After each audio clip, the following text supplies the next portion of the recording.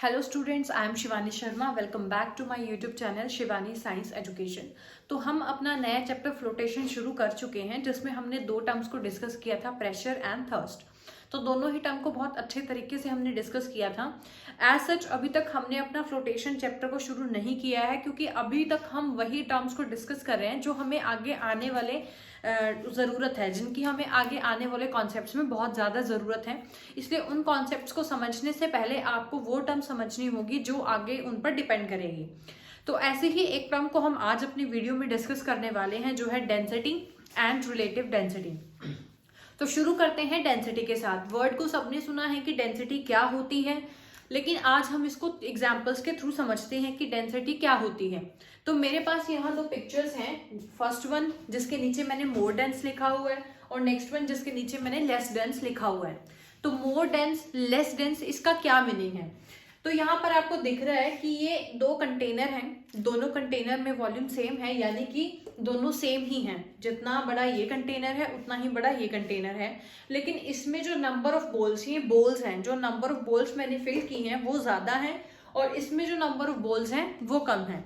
इसका मतलब क्या है कि इतने वॉल्यूम में इसमें तो इतने सारी बॉल्स पड़ी हुई हैं, और सेम ही वॉल्यूम में यहाँ पर इतनी कम बॉल्स पड़ी हुई हैं। तो ये ज्यादा डेंस है, ये लेस डेंस है। तो डेंस का मतलब क्या है कि गिवन वॉल्यूम के अंदर कितना मास पड़ा हुआ है, कि एक पर्टिकुलर गिवन वॉल्यूम के अंदर कितना मास आपका है, उसको हम क्या बोलते हैं? डेंसिटी। तो डेंसिटी क्या होती है कि गिवन वॉल्यूम के अंदर कितना पार्टिकल, कितना मैटर जो है वो, कितना मास उसका है, उसे हम कहते हैं डेंसिटी। इसीलिए हमने बोला कि ये लेस डेंस है, क्योंकि इतने वॉल्यूम के अंदर यहाँ पर तो सिर्फ आपकी 6 बोल्स हैं, और सेम वॉल्यूम के अंदर यहाँ पर आपकी जो है वो 15 या जितनी भी बहुत सारी बोल्स हैं। इसका मतलब क्या है कि ये बहुत ज्यादा डेंस है, मतलब बहुत ज्यादा घना। हिंदी में अगर डेंस का मतलब देखें तो होता है घना। घना यानी कि जो बहुत ज्यादा, एकदम जिसमें बहुत ज्यादा मास हो, यानी कि एक सेम वॉल्यूम के अंदर कितना मास है, वो होती है उसकी डेंसिटी।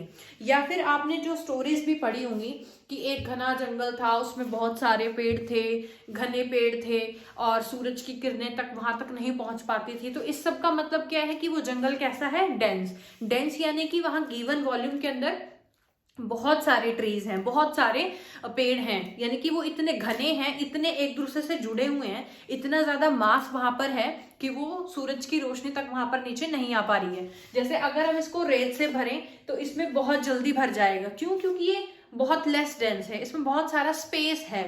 और अगर इसमें भरे तो इसमें टाइम लगेगा, क्योंकि इसमें पहले से ही इतना ज्यादा पार्टिकल, इतना ज्यादा मास पड़ा हुआ है। तो डेंस का मतलब क्या होता है? घना। घना मतलब बहुत ज्यादा मास। तो डेंसिटी यहीं से ही डिफाइन होती है कि डेंसिटी क्या है, एक गिवन वॉल्यूम के अंदर कितना मास है, तो उसे हम क्या कहते हैं? उसकी डेंसिटी। तो density is of a substance is defined as the mass of unit volume, कि उस यूनिट वॉल्यूम में कितना मास जो है पड़ा हुआ है, उसे हम क्या कहते हैं? उस सब्सटेंस की डेंसिटी। कि गिवन वॉल्यूम के अंदर उस सब्सटेंस का कितना मास है, उसको हम क्या कहेंगे? उसकी डेंसिटी। तो डेंसिटी को हम एक सिंबल से डिफाइन करते हैं।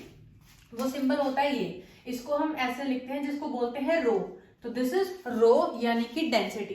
तो बेसिकली डेंसिटी क्या हो गया? मास हो गया, किसमें? यूनिट वॉल्यूम में। तो डेंसिटी को हम डिफाइन कर सकते हैं कि डेंसिटी क्या होती है? Mass per unit volume. तो density is defined as mass per unit volume. तो डेंसिटी का मतलब क्या है कि किसी यूनिट वॉल्यूम में कितना मास पड़ा हुआ है, उसको हम क्या बोलते हैं? डेंसिटी।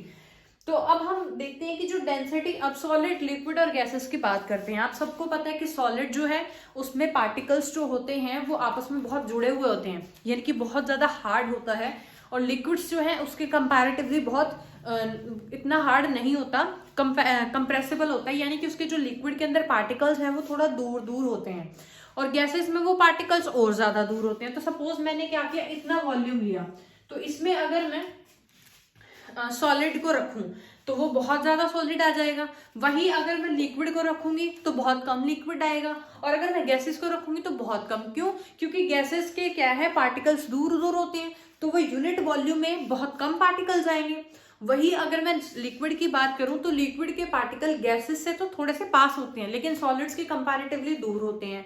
यानी कि डेंसिटी की अगर बात करें सॉलिड्स की, तो सॉलिड की डेंसिटी बहुत ज्यादा होती है as compare to liquid and gas. और लिक्विड की डेंसिटी ज्यादा होती है गैसेस के मुकाबले। क्यों? क्योंकि सॉलिड में यूनिट वॉल्यूम के अंदर बहुत ज्यादा पार्टिकल्स आ जाते हैं, लिक्विड में थोड़े से कम आते हैं और गैसेस में सबसे ज्यादा ही कम आते हैं। तो इसलिए जो सॉलिड्स की डेंसिटी होती है वो ज्यादा होती है लिक्विड से, लिक्विड की डेंसिटी ज्यादा होती है गैसेस से, यानी कि सबसे कम डेंसिटी किसकी होती है? गैसेस की। क्यों?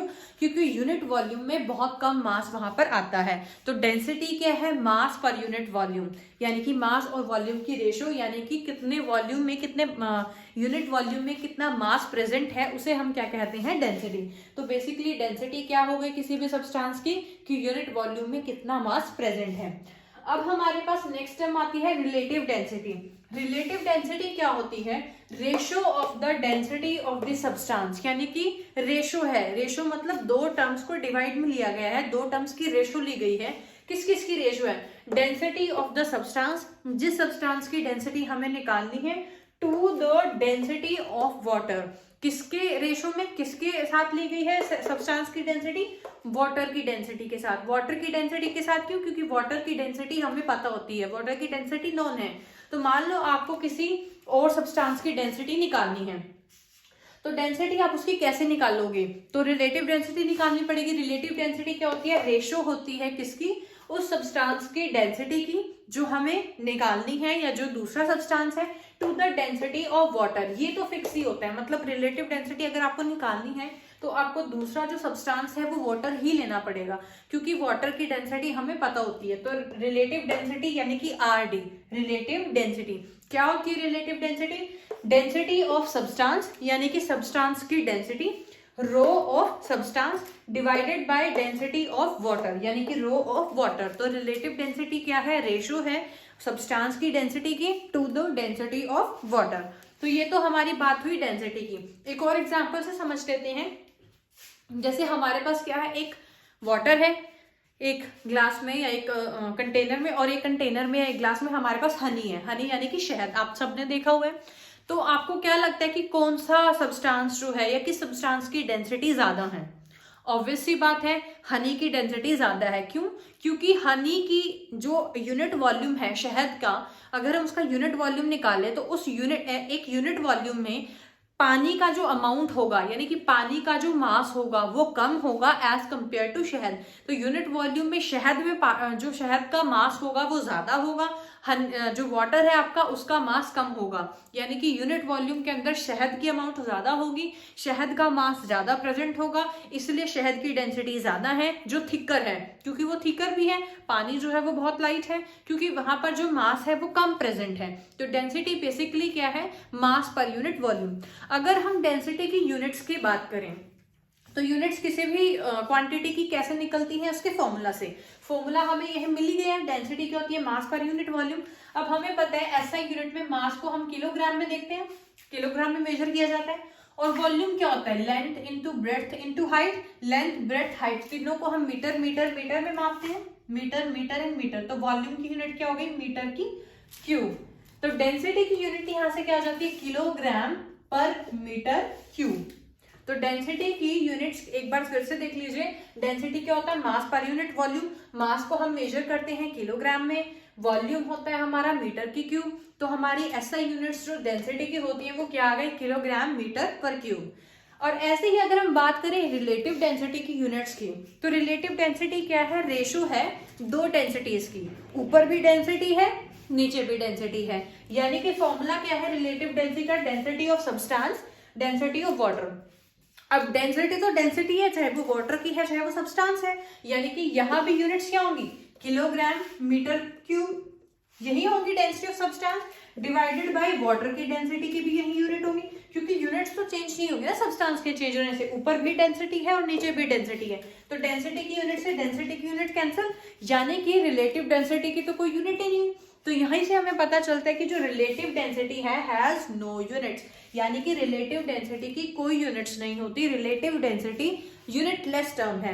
कैसे? क्योंकि ऊपर भी डेंसिटी है और नीचे भी डेंसिटी है, तो डेंसिटी की डेंसिटी से कैंसिल हो गई यूनिट्स। क्योंकि डेंसिटी तो यूनिट्स तो सेम ही रहेंगे ना, लिक्विड के चेंज होने से डेंसिटी तो अलग बात है, यूनिट्स थोड़ी चेंज होंगी, यूनिट्स तो किलोग्राम मीटर पर क्यूब ही रहेंगी। तो ऊपर भी डेंसिटी नीचे भी डेंसिटी, तो यूनिट्स क्या होंगी आपस में कैंसिल, तो रिलेटिव डेंसिटी की कोई यूनिट नहीं होती, यानी कि ये एक यूनिटलेस टर्म है। हमने डेंसिटी को क्यों पढ़ा, क्योंकि हम आगे आने वाली वीडियो में बॉयंट फोर्स को पढ़ेंगे कि बॉयंसी क्या होती है, बॉयंट फोर्स क्या होते हैं। तो वहां पर हम देखेंगे कि हमारा जो बॉयंट फोर्स है वो डेंसिटी के ऊपर डिपेंड करता है। लेकिन अगर आपको यही नहीं पता होगा कि डेंसिटी क्या होती है, फिर आप उस चीज को नहीं समझ पाएंगे। इसलिए हमने आज की वीडियो में डेंसिटी एंड रिलेटिव डेंसिटी को डिस्कस किया है।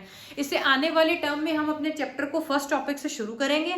तो आज के लिए इतना ही। अगर आपको पसंद आया हो तो like, share and subscribe. Thank you.